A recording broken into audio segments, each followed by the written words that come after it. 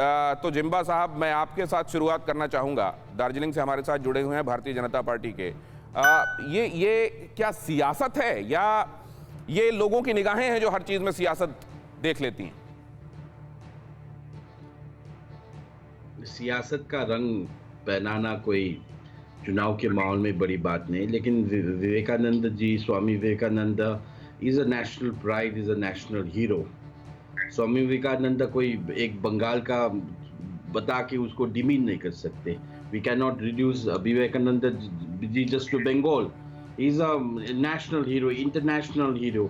जिस तरह से उन्होंने भारत का गरिमा एक इंटरनेशनल प्लेटफॉर्म में, वर्ल्ड रिलीजन ऑफ पार्लियामेंट में, जब हमारे हिंदू संस्कृति को, हमारे सनातन धर्म को जब एक संकट आया था, तो वर्ल्ड पार्लियामेंट ऑफ रिलीजन में जो जाके उन्होंने देश के लिए जो ख्याति प्राप्त किया, केवल हिंदुइज्म के लिए नहीं, केवल हिंदू के लिए नहीं, पूरा देश के लिए जो उन्होंने ख्याति किया, तो Vivekananda is a national hero. नहीं तो क्या किसी एक पार्टी के लिए विवेकानंद और उनके विचार ज्यादा प्रासंगिक हैं और किसी दूसरे के लिए वो सियासी हैं क्या?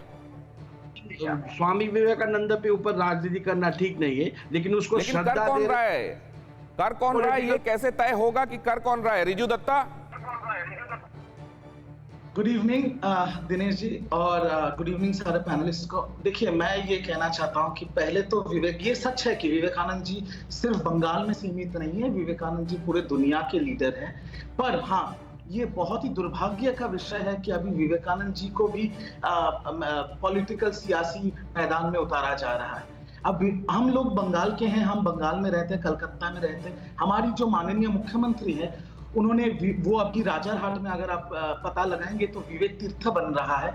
यहाँ पर स्वामी विवेकानंद जी के नाम पे स्कॉलरशिप भी दिया जाता है, और रामकृष्ण शारदा मिशन के अंडर में जो उनका घर है, स्वामी विवेकानंद जी का घर, माँ शारदा का घर और सिस्टर निवेदिता का जो घर, ये तीनों घर स्टेट गवर्नमेंट एक्वायर करके उन्होंने हैंडओवर कर दिया रामकृष्ण मिशन को। तो ये काम ऑलरेडी हमारी माननीय दीदी ने कर चुकी है।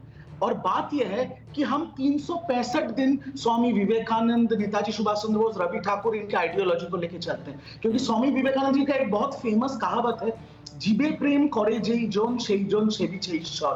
तो वैसे ही हमारा भी आइडियोलॉजी है माँ माटी मानुष, हमको उनको लेके ही चलना है, उनका आइडियोलॉजी पे चलना है। तो ये प्रेम पर दुख का बात ये, तो मैं ये सियासी विपक्षियों के साथ भी आपका होना चाहिए। वो तो कह रहे थे कि सार्वत्रिक प्रेम होना चाहिए।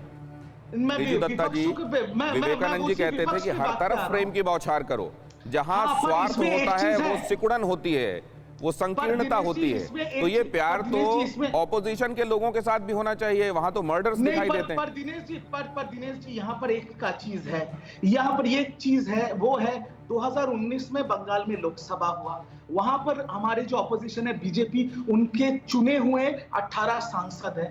पिछले साल भी तो विवेकानंद जी का जन्मदिन था, तब तो कोई नहीं गया था माला चढ़ाने, किसी ने तो रैली नहीं निकाला। आज क्योंकि इलेक्शन 4 महीने बाद है, तब सब चले गए माला चढ़ाने, उनका नाम जप रहे हैं और रैली कर रहे हैं।